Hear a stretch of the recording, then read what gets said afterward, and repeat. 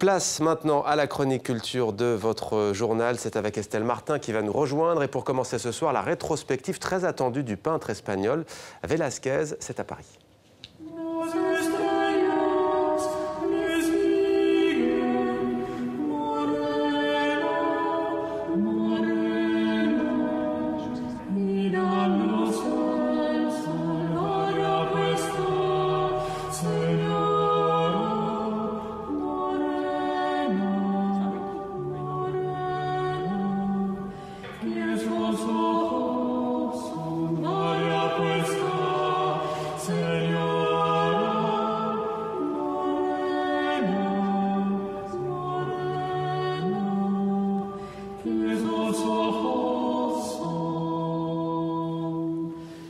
Bonsoir Estelle. Velázquez donc au Grand Palais, précisément à Paris, rétrospective qui a ouvert ses portes ce mercredi, demain. Demain au grand public. J'ai eu la chance, les journalistes ont eu la chance de voir cette exposition ce matin. Et c'est vrai que c'est très attendu. Velázquez, l'un des plus grands peintres espagnols, un maître. Il a immortalisé la cour d'Espagne au XVIIe, le siècle d'or. Alors vous vous dites, ah, enfin les Parisiens vont pouvoir voir les Ménimes. Eh bien non, pas du tout. En fait, le musée du Prado à Madrid refuse de prêter ce chef-d'œuvre vraiment illustre, connu à travers le monde. Mais en revanche, vous pourrez voir ce portrait saisissant du pape Innocent X.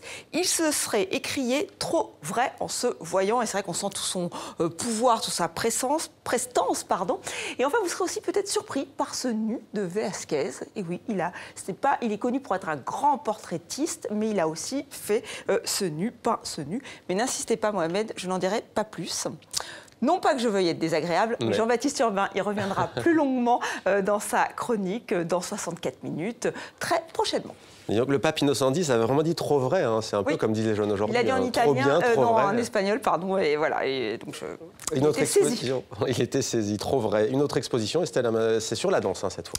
Oui, alors tout est parti de cette question, comment créer une exposition comme une chorégraphie, créer une chorégraphie comme une exposition.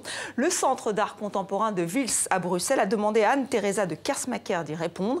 Alors la danseuse chorégraphe belge a accepté et elle a repris l'une de ses créations, Vortex Corpum, qu'elle a étirée et elle s'est pliée au code de l'exposition. Et voilà comment est né Work, Travail, Arbeid. Alors cette création peut se voir à toute heure de la journée. Le public peut aller et venir dans les salles, il peut s'immerger avec les danseurs. C'est assez curieux, hein. Autant on ne peut pas toucher une œuvre d'art, hein, une toile de Velázquez, c'est impossible. Autant là, vous pouvez être effleuré par les danseurs. C'est assez étonnant. Et même s'il n'y a personne, le spectacle continue. C'est le principe. Un cycle de 9 heures sur 9 semaines. Anne-Theresa de Kersmaker, qui n'aime pas trop les journalistes ni la télévision, a accepté de nous parler. Nous l'avons rencontrée.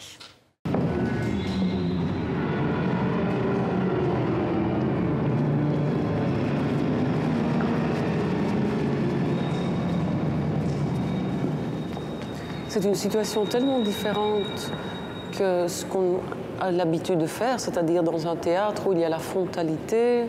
Ici, c'est vraiment un espace liquide, donc ça change tout le temps. Le public fait quelque part partie de la chorégraphie et de la musique. C'est une expérience collective, mais le flow se construit à chaque mouvement entre les danseurs et le public.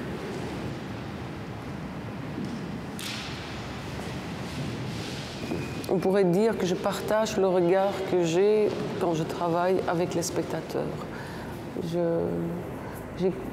Je construis des choses assez complexes, mais je vais toujours couche par couche, pas par pas, littéralement.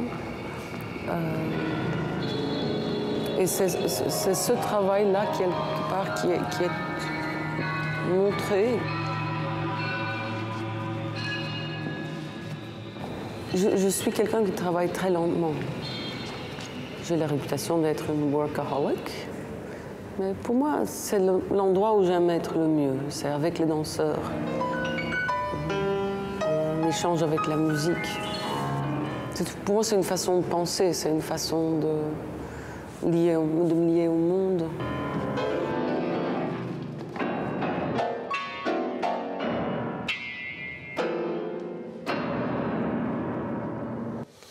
Voilà, elle nous aime bien, Estelle. C'était demander le programme. Merci à vous.